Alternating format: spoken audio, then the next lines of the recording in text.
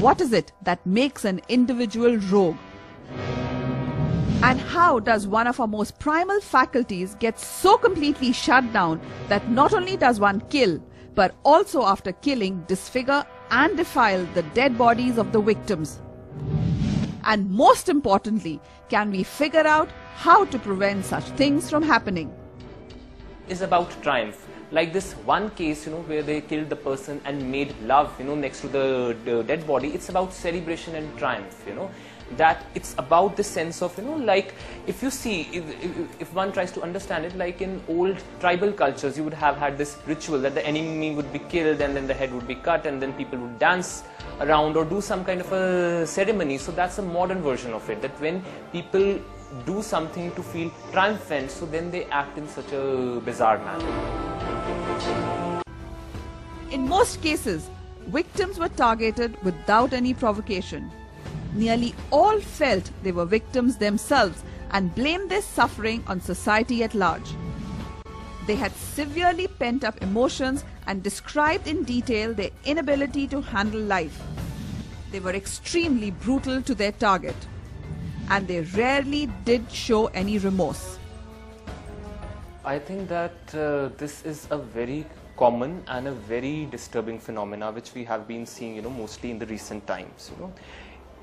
If one tries to understand it, there are few sets of reasons, why this is happening. One thing is that people these days, they have a lot of issues with their self-esteem, which we in psychological language call narcissistic vulnerability. That whenever someone's self-esteem is hurt, these days people are finding it very difficult to tolerate it or deal with it.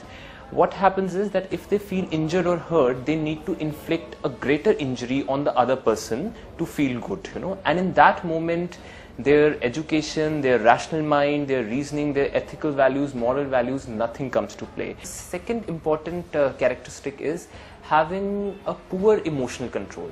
Look, we all get hurt, angry, it's human to get.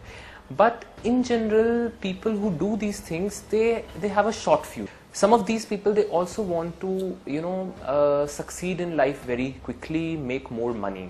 That's like over-ambitious people who don't want to really slog and work hard. And people with very unrealistic goals. Because what happens is that if you have an unrealistic goal, it's bound to fail you. These days we have a lot of money. We have parents who are, providing a lot materialistically to the children, who are hiring very wonderful caretakers, but there's actually no one, so people have somewhere, they have a lot of loneliness, and in that context they actually don't get a good strong emotional anchor. So what happens is that as a result they have a very low tolerance for frustration and very poor self-control. The second reason for this is that I'll tell you what, that these days we also, people, they feel upset, due to many reasons in their relationships, in their work, because the world in general has become so competitive, and there is a lot of stress.